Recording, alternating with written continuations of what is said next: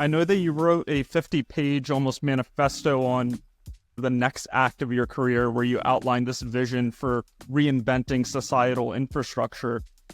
And you really foreshadowed a lot of the developments in the AI space in particular in that piece.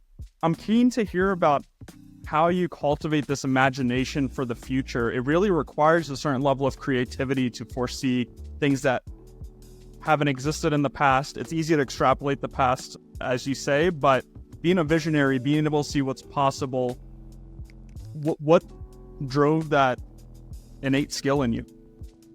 I would say two things, and especially to a young audience, what I would say is I was very fortunate. I was an electrical engineer at IIT Delhi. My master's degree is in biomedical engineering.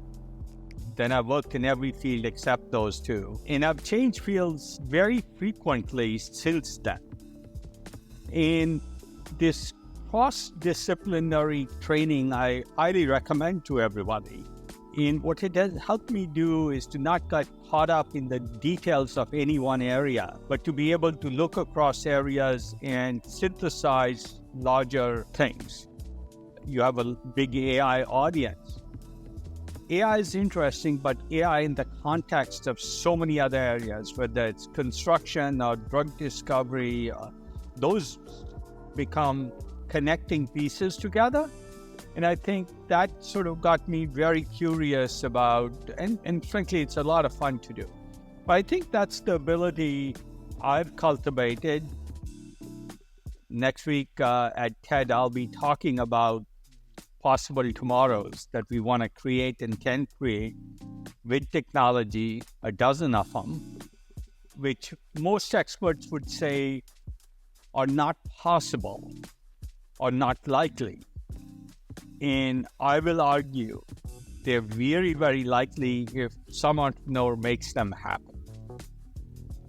And it only takes one entrepreneur to make that happen because they're technologically feasible, economically feasible, and societally desirable, like fusion power or public transit. What people get limited by is what the experts are saying. And experts mostly just extrapolate the past.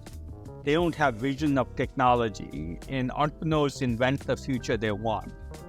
And there's a fundamental difference between those two approaches to predicting what you want to have happen. If you believe radical change won't happen, you won't attempt it. And so I think it's very damaging when people listen to expert forecasts. I'll give you a good example. When Elon Musk started Tesla, nobody believed electric cars would be important. In fact, the